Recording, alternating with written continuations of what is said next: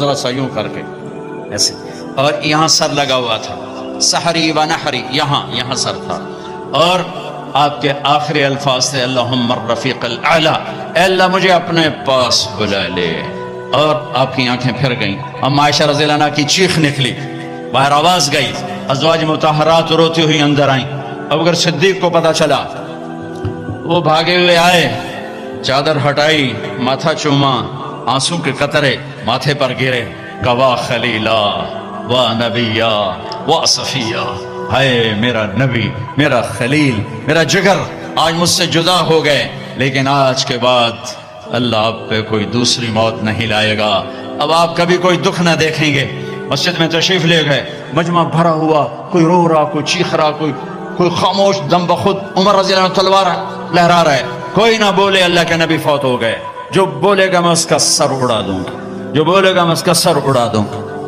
ابوبکر تشریف لائے، ممبر پر چڑھے، کہا عمر بیٹھ جاؤ، وہ نہیں بیٹھتا، نہیں بیٹھتا۔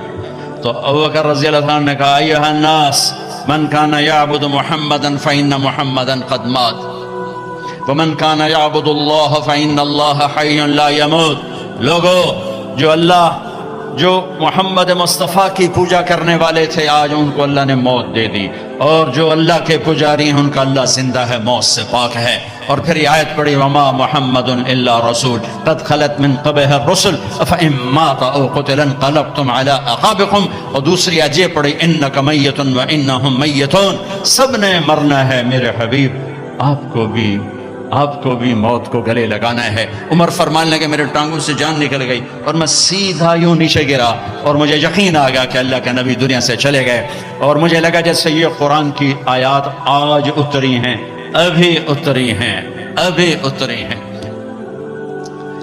حضرت انس نے کچھ عرصہ پہلے یا رسول اللہ، آپ کو صحابہ تشریف لائے تو آپ نے فرمایا میرا تم سب کو سلام ہو، جو میرے بعد میری امت ہے ان کو بھی میرا سلام کہنا، ان کے بعد جو آئیں ان کو بھی میرا سلام کہنا۔ یہ ایسا سلام کوئی امت کو دے کر نہیں گیا۔ حضرت انس نے پوچھا یا رسول اللہ آپ کو غسل کون دے گا؟ کہ میرے اہل البیت۔ آپ کو کفن کون دے گا؟ کہ میرے اہل البیت۔ آپ کو قبر میں کون اتارے گا؟ کہ میرے اہل البیت۔ آپ کا جنازہ کون پڑھے گا؟ تو آپ کی آنکھوں میں آنسو آ گئے۔ آپ نے فرمایا جب مجھے غسل دے دو، کفن پہنا دو تو سب باہر چلے جانا، سب سے پہلے میرا اللہ اپنی رحمتیں مجھ پہ نازل فرمائے گا، اس کے بعد جبر و میکائیل آ کر میرے لیے دعا کریں گے، پھر ساتوں آسمان کے فرشتے آئیں گے وہ میرے لیے دعا کریں گے۔ ہمارے نبی کا جنازہ ایسے نہیں ہوا کہ امام اور مقتدی، اور پھر اس کے بعد میرے اہل البیت کے مرد آئیں گے اور وہ میرے لیے کھڑے ہو کر دعا کریں گے، پھر وہ چلے جائیں گے ان کی عورتیں آئیں گی، پھر وہ چلی جائیں گے ان کے بچے آئیں گے، پھر وہ چلے جائیں گے ان کے غلام آئیں گے، اس کے بعد مہاجرین آئیں گے وہ میرے لیے دعا کریں گے، پھر وہ چلے جائیں گے ان کی عورتیں آئیں گی، پھر اس کے بعد ان کے بچے آئیں گے، اس کے بعد ان کے غلام آئیں گے، پھر انصار آئیں گے وہ میرے لیے دعا کریں گے، پھر ان کے بعد ان کی عورتیں آئیں گی، پھر ان کے بچے آئیں گے، پھر ان کے غلام آئیں گے، پھر مجھے میرے اللہ کے سپرد کر دینا۔ تو آپ کی چارپائی مبارک کے ساتھ لوگ قطار بنا کے کھڑے ہو جاتے تھے اور ہر ایک انفرادی طور پر آپ کے لیے دعا کرتا۔ لہٰذا یہ پیر کا دن، منگل کا دن سارا گزر گیا، اب بدھ کی رات کو آپ اللہ کے سپرد کیے گئے۔ تو جب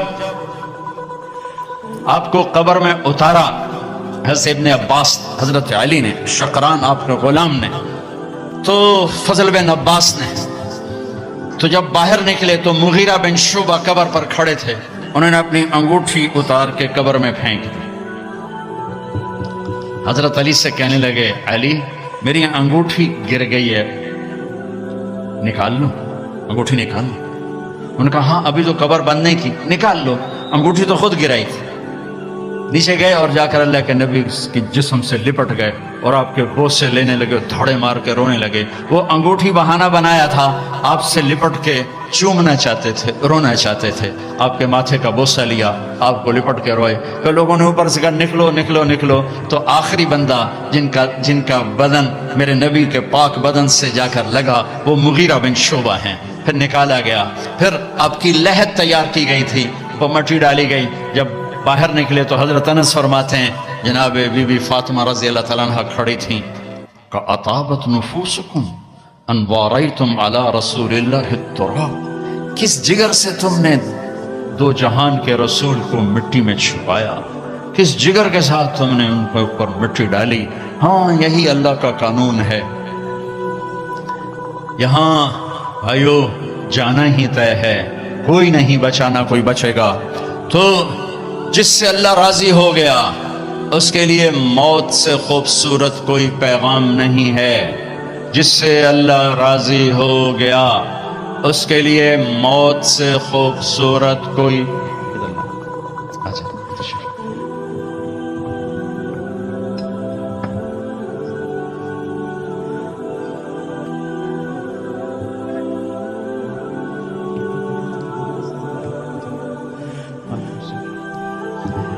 بھائیو، اللہ کی قسم اگر اللہ راضی ہے تو موت سے خوبصورت کوئی پیغام کوئی نہیں۔ اگر اللہ راضی ہے تو موت سے خوبصورت کوئی پیغام کوئی نہیں، اور اگر اللہ ناراض ہے تو موت سے خوفناک کوئی پیغام کوئی نہیں ہے۔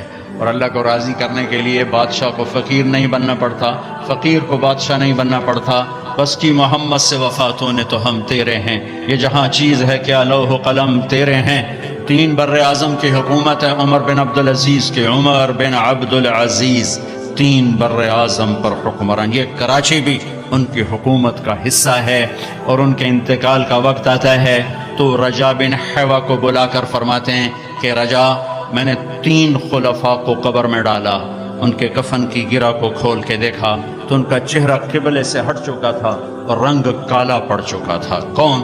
عبد الملک ابن مروان سگا چچا، ولید بن عبد الملک چچا زاد بھائی اور عبد الملک کا بیٹا، سلیمان بن عبد الملک کا بیٹا اور چچا زاد بھائی۔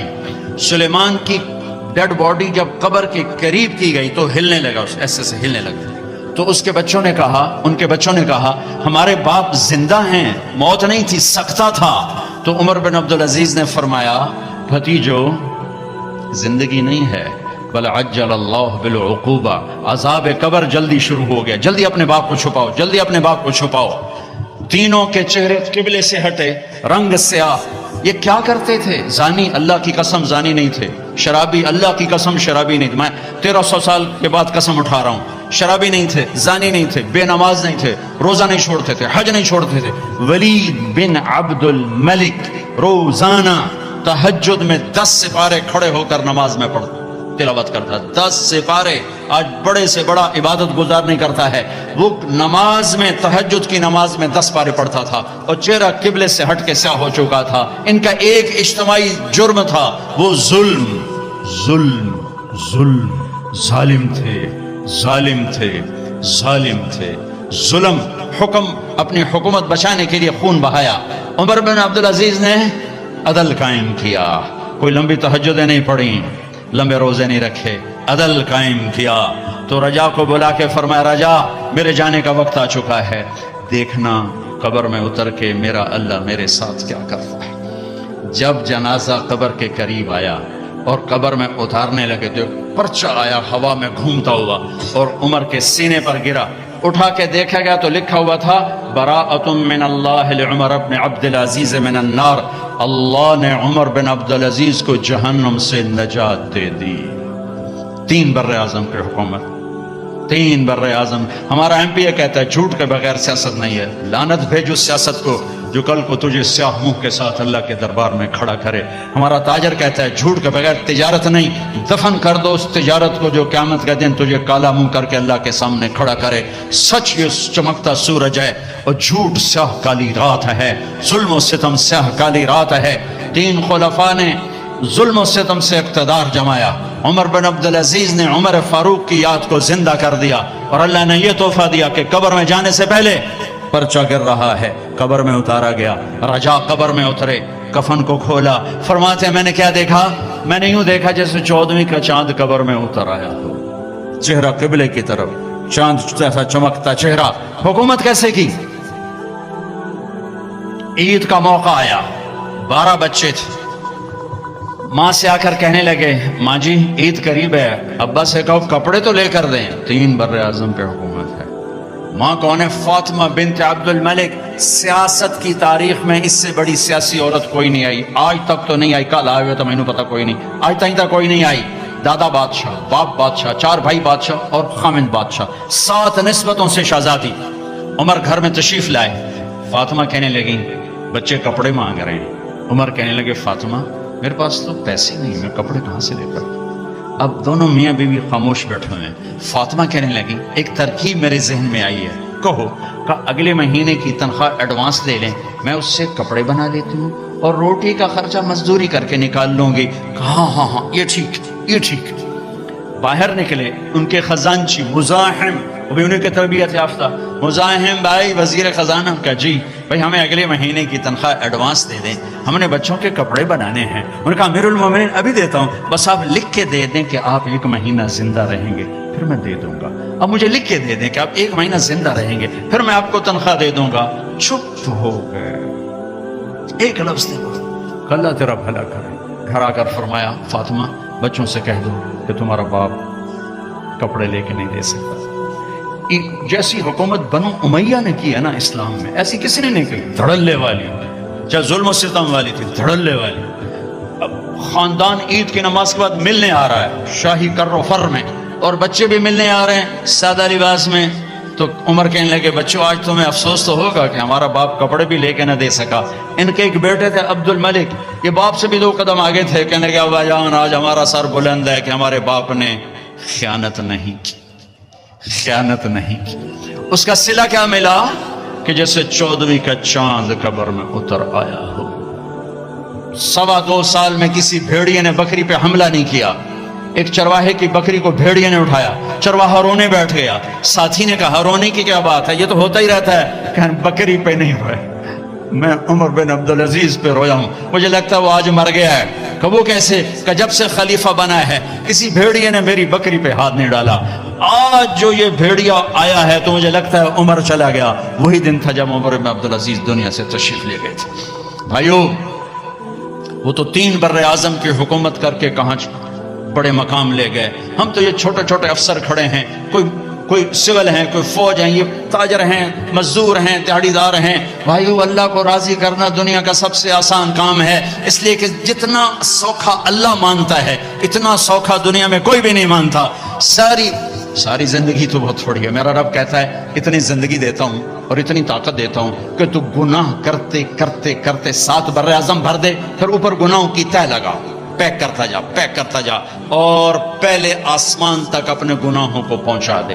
مجھے میرے رب کی عزت کی قسم سارے فرشتے کافر ہو جائیں، سارے شیطان پہلی شیطان ہیں، سارے انسان شیطان ہو جائیں اور یہ درخت کے پتے شیطان ہو جائیں اور مل کر گناہ کریں تو آسمان کی چھت کو نہیں لگ سکتے، پر ایک کراچی کا بندہ بندی، ایک میرے ضلع ملتان کا بندہ بندی اتنے گناہ کرے کہ آسمان کی چھت کو لگا دے، پھر میرا اللہ کہتا ہے بس ایک دفعہ کہنا یا اللہ معاف کر، میں سارے ہی معاف کر دوں۔ بلا میں نے کہیں پوچھنا ہے، کوئی میں نے پوچھنا ہے مجھے کیوں کیتا ہے، میں کیتا ہے، میں آپ کیتا ہے۔ میرا رب کہتا ہے مجھے کوئی نہیں پوچھ سکتا۔ جس رب کا اتنا بڑا رحمت کا نظام ہو کہ یہاں سے وہاں تک کے گناہوں کو ایک بول پہ معاف کر دے، اسے راضی کرنا کون سا مشکل کام؟ ہم اس کے سامنے سر جھکائیں، توبہ کریں، معاف کرنا۔ من تقرب الی تلقیتہ من بعید، کسی ناراض کو منانے جاؤ تو استقبال کرتا ہے، آگے بڑھ کے دروازہ کھولتا ہے، وہ تو کنڈی لگا دیتا ہے، نوکر سے کہتا ہے اس کو بھاگ جائے یہاں سے نکل جائے۔ میرا رب کہتا ہے، میرا رب کہتا ہے، میرا آپ کا رب کہتا ہے جو مجھے منانے آتا ہے میں آگے بڑھ کے اس کا استقبال کرتا ہوں۔ آجا میرا بندہ، اتنے تو اڈی کہاں ہے، آجا میرا بندہ، میں تو تیرے انتظار میں تھا کہ تو کب آئے گا اور توبہ کرے گا۔ من تقرب الی تلقیتہ من بعید، میں تو آگے بڑھ کر اس کا استقبال کرتا ہوں کہ میرا بندہ توبہ کرنے کے لیے آ گیا ہے۔ میرے رب کو پسند ہے توبہ، ساری زندگی گناہوں سے بھر کے ایک بول اور توبہ ٹوٹ گئی گھبراؤ نہیں، پھر کرو، پھر ٹوٹ گئی پھر کرو، پھر ٹوٹ گئی پھر کرو، کہ میرے رب کی قسم، میرے نبی کا فرمان ہے ما اسر من استغفر من عاد فی اليوم 70 مرۃ، دن میں 70 دفعہ گناہ کرو اور ہر دفعہ آنسو بہا کے توبہ کرو تو اللہ سے دوستی باقی رہے گی۔ اللہ دوستی نہیں، ایک گناہ کر کے اکڑ جائے نہیں کردا اپے ویکھی جاسی، اس کا معاملہ بڑا خوفناک ہے۔ ساری دھرتی گناہوں سے بھر کے کہ یا اللہ آ گیا ہوں معاف کر، اس کا تو مسئلہ ہی کوئی نہیں، اسی وقت معاف ہو جائے گا۔ بھائیو جنید کو رخصت کرنا ہے، اس سے پہلے ایک بات سب سے منوانا چاہتا ہوں، سارے یہاں بیٹھے بیٹھے توبہ کر لو، نیت کرتے ہو بھائی، نیت کرتے ہو؟ سب کہو میرے ساتھ، یا اللہ میری توبہ. زور سے کہو یا اللہ میری توبہ. پھر زور سے کہو یا اللہ میری توبہ. پھر کہو یا اللہ میری توبہ، تاکہ اس کا اجر بھی ہمارے بھائی کو جائے جسے ہم رخصت کرنے کے لیے وہ بھی آ چکا ہے کہ آؤ مجھے رخصت کرو، اور ہم بھی اسے رخصت کرنا چاہتے ہیں. اور اللہ موقع دے تو تبلیغ میں وقت لگانا یہ بہت بڑا خوبصورت کام ہے ایمان کے لیے، اخلاق کے لیے. اللہ تعالی ہمیں